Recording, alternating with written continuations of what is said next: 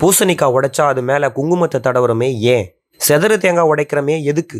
உலகத்துல இருக்கக்கூடிய எல்லா சடங்குகளையும் 2 வகையா பிரிச்சாரு ஃப்ரேசர் அப்படின்ற ஆய்வறிஞர். ஒன்னு ஒத்த மந்திரம், இன்னொன்னு தொத்து மந்திரம். இது எல்லாம் தொத்து மந்திரத்தின் வகையில வரக்கூடியது. அதாவது ஒரு மனிதன் காத்து கருப்பு பிள்ளி சூனியத்தால பாதிக்கப்பட்டிருந்தா அவனை முச்செண்டில நிக்க வச்சு ஒரு கோழி எடுத்து அவனை தொட்டு 3 சுத்து சுத்தி அந்த கோழியோட தலையை திருகி எறிவாங்க.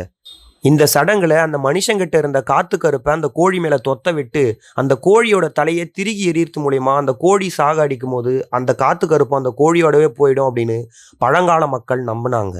மிளகா, மயிறு, உப்பு இவையெல்லாம் எடுத்து ஒரு மனுஷனை தொட்டு 3 சுத்து சுத்தி அதை எடுத்து நெருப்புல போடுற வழக்கத்தை நீங்க எல்லாரும் பார்த்துருப்பீங்க. இந்த சடங்குல அந்த மனிதங்கிட்ட இருந்து காத்து கருப்பெல்லாம் மிளகாய்க்கு தொத்த விட்டு அந்த மிளகாவையும் உப்பையும் தூக்கி நெருப்புல போடும் போது காத்து கருப்பு அந்த நெருப்போட போயிடுது அப்படின்னு பழங்கால மக்கள் நம்பினாங்க.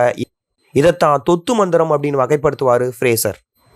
இப்படித்தான் நோயாளியோ காத்து கருப்பாலேயோ பாதிக்கப்பட்ட மக்கள் பிரார்த்தனை மூலயமா தாங்கிட்ட இருக்கிற அந்த நோயையும் காத்து கருப்பையும் ஆடு கோழிக்கு மாத்தி அதை பலி கொடுக்கறது தான் பிரார்த்தனை. ஆனா ஒரு கட்டத்துல உயிரினங்களை கொல்லக்கூடாதுன்னு மிகப்பெரிய சமய கிளர்ச்சி எழுந்தது. அந்த காலகட்டத்துல தான் உயிருக்கு பதிலா பூசணிக்காயை பலி கொடுத்தாங்க. ரத்தமா குங்குமத்தை நினைச்சுக்கிட்டு அது மேல பூசினாங்க.